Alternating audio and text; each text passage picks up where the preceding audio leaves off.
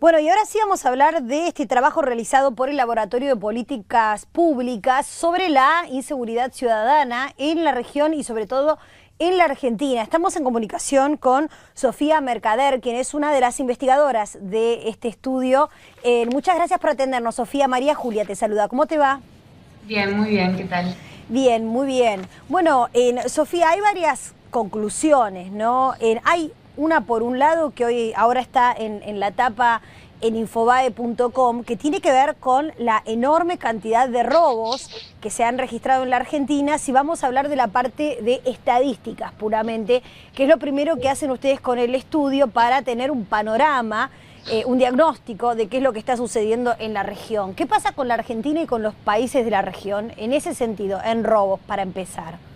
Bueno, lo que nosotros nos basamos sobre todo en el informe del PNUD que salió hace unos meses, que es para América Latina en general. El informe empieza, explicando que en realidad la inseguridad en América Latina, los índices de inseguridad que ellos recolectaron, dan como resultado que la inseguridad creció en América Latina y es algo que no pasó en el resto del mundo, digamos, que es una tendencia que va a contramano de lo que pasa en el resto de los continentes. Sí. En particular en la Argentina lo que se ve es una gran tasa de criminalidad en robos. No así pasa, es algo, en homicidios, por ejemplo, no, Argentina tiene una tasa de homicidios muy baja y está dentro del grupo de países de América Latina con baja tasa de homicidios, pero en robos tiene más o menos aproximadamente 900 robos cada 100.000 habitantes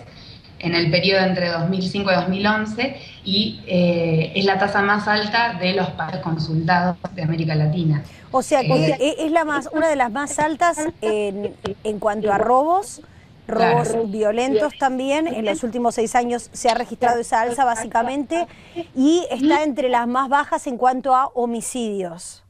Aproximadamente la tasa de homicidios es de 5,5 cada 100.000 habitantes, mientras que en Honduras, por ejemplo, hay una tasa de 90 homicidios cada 100.000 habitantes, con lo cual sí, entra dentro del rango de países con baja tasa de homicidio. También otro dato que recopila el informe es qué cantidad de homicidios o qué porcentaje de robos fueron con violencia. Y en Argentina aproximadamente casi el 50% de los robos fueron denunciados como con violencia. ¿Eso también es un agregado nuevo de los últimos años? O sea que los robos son cada vez más violentos. Sí, eso en los últimos años esas cifras aumentan y después también una cosa que aumenta, porque los índices son... hay índices de distintas variables y van modificándose los años en que fue recopilada la información. Pero, por ejemplo, un dato que tenemos es que en el 2013 el porcentaje de victimización fue del 36%, mientras que en 2007 era del 27%, es decir, creció casi un 10% en estos últimos años. Bien. Ahora, ¿qué es lo que está pasando en relación a la percepción? Se ha discutido mucho en nuestro país si era percepción, si en realidad los medios tenían el poder o no de amplificar la realidad que estaba sucediendo, o si efectivamente lo que todos percibíamos estaba sucediendo en los hechos. Y al no existir tantas estadísticas, también es interesante que vos nos digas qué relación hay entre esa percepción y la realidad. O sea, ¿están más cerca de lo que creen los medios oficialistas o está alejada la percepción de la realidad? Bueno, en el informe incluso recopila, la variable de percepción que hay con respecto a la inseguridad y en general en todos los países hay una influencia de parte de los medios con respecto a esto, está contemplado en el informe. Sin embargo, en la Argentina lo que muestra es que esa distorsión en cuanto a la percepción de la inseguridad no es tan alta como en otros países. Es un promedio más o menos, tampoco es tan baja. No tengo acá ahora los datos anotados de cómo es en relación a los demás países, pero no es un factor muy determinante. Es decir, la variación es muy, muy chica con respecto a los índices que muestra el informe. Con lo cual nos da una pauta también de que parte de este problema de la inseguridad no es simplemente un problema de percepción de la sociedad con respecto a lo que está pasando, digamos. También es una tendencia que se da en América Latina en general, es decir,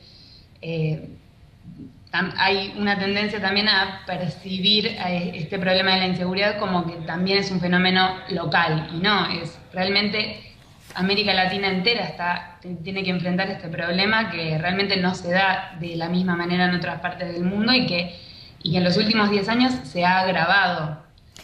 Ahora, estábamos hablando hace algunas semanas aquí en Infobae con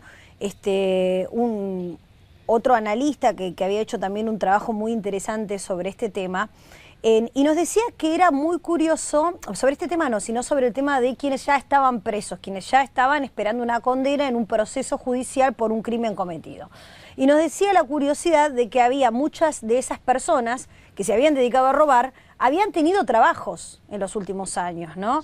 ¿Hay algún dato que refleje, o sea, quiénes son los nuevos ladrones o los ladrones que cometen estos delitos, como para poder trabajar en las causas también? Sí, también es otro dato que tenemos, que es que aproximadamente el 70% de los que cometieron delitos sí, digamos, habían manifestado haber tenido un trabajo. Esto es muy importante para analizar, me parece, el problema de la inseguridad.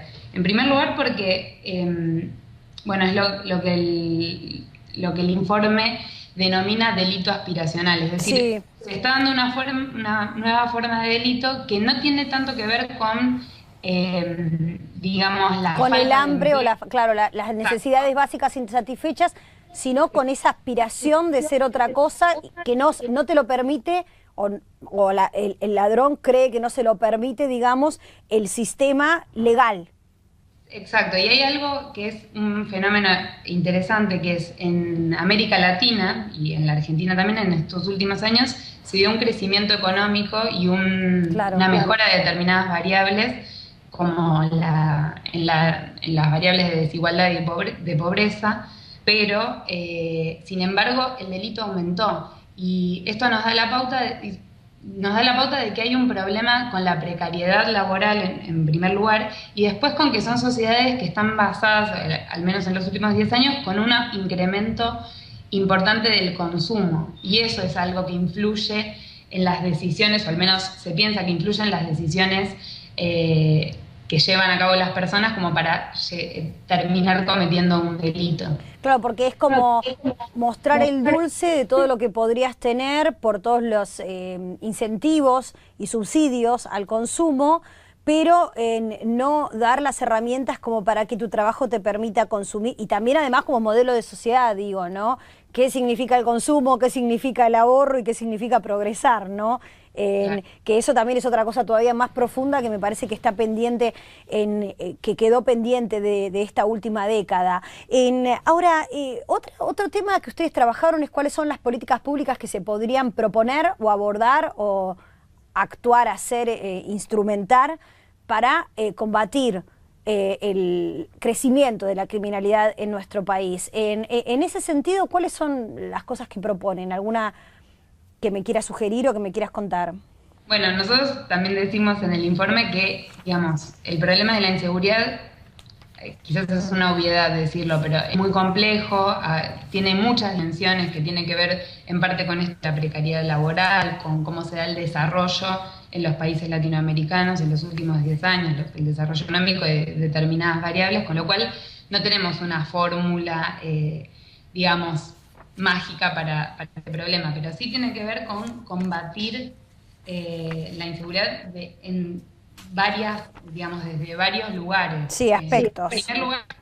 En primer lugar, también vimos que hay algunos ejemplos de políticas públicas exitosas que tienen que ver con la reforma dentro de los sistemas policiales en los países. Después, tratar de tener una política a largo plazo que contemple esta cuestión de la movilidad social, que es una de las causas importantes del delito, que muchas veces se pone el acento en una cuestión más general que es la falta de políticas de Estado, pero me parece que tenemos que empezar a definir un poco mejor qué políticas de Estado. En primer lugar puede ser esta, ¿no? Como tener un objetivo, el problema de empezar a abordar el problema de la precariedad laboral desde otro punto de vista. Ahora, Sofía, ¿pero por qué? Porque, a ver, ustedes han detectado que es muy complicado a través de un empleo, por ejemplo, tener un estándar de vida que a una familia de clase media o a una persona de clase media lo pueda conformar. Digo, está esa disparidad entre la posibilidad de progreso real vía trabajo que construyeron y vivieron nuestros abuelos y lo que está pasando hoy en la Argentina, o sea, mucha oferta, mucha posibilidad de consumo, pero al momento de trabajar es casi imposible llegar a agarrar esa zanahoria, sería. Claro, y además, digamos, tenemos regímenes laborales que son precarios, extremadamente flexibles desde hace varias décadas en la Argentina, lo cual implicó una modificación importante en esta manera de concebir la movilidad social y una reducción, si se quiere, de la movilidad social o de esta idea de progreso que quizás sí tenían generaciones anteriores. Y eso genera un deterioro en cuanto a la seguridad e incluso a la perspectiva de futuro que tienen las personas que se encuentran en esas situaciones. Digamos, por eso hay mucha más tela para cortar, me parece. También otra de las cosas que remarca el informe es cómo también de alguna manera hay una falta de, si se quiere, de políticas institucionales dentro de las ciudades, ¿no? Y dentro de determinadas regiones de la ciudad que están marginadas, como los barrios y villas. Es decir, no hay políticas exitosas de inclusión de asentamientos y villas en la ciudad. Y eso es un foco de criminalidad que el Estado no está pudiendo, resolver. Claro. Sofía, ¿y qué pasa con la cuestión del código, de la manera de aplicar los delitos, de los atenuantes a los que recurren los jueces, muchas veces sobrepasados por la cantidad de causas que manejan, por la falta de personal, bueno, toda la cuestión que tiene que ver con lo judicial y procesal de la criminalidad? Bueno, lo que nosotros decimos es que estas instituciones deberían tender a tener una visión un poco más comprensiva del problema de la víctima. Como, en muchos casos la víctima se encuentra totalmente desamparada ante una situación de delito. Entonces proponemos que se empiece a poner el eje más en la víctima del delito y en la víctima del delito común. Claro. Que es un problema que hoy enfrentamos y que la misma sociedad tiene como inquietud y que muchas veces pensamos que se pierde esa perspectiva en las discusiones acerca de los planes de mano dura o las declaraciones de emergencia en seguridad y estos planes supuestamente superestructurales que pueden llegar a resolver por completo el problema, pero que terminan en solo una declaración de buena fe. Claro. Sofía, te agradecemos mucho esta comunicación con Infobae TV, muy amable, ¿eh? Muchas gracias. Hasta luego.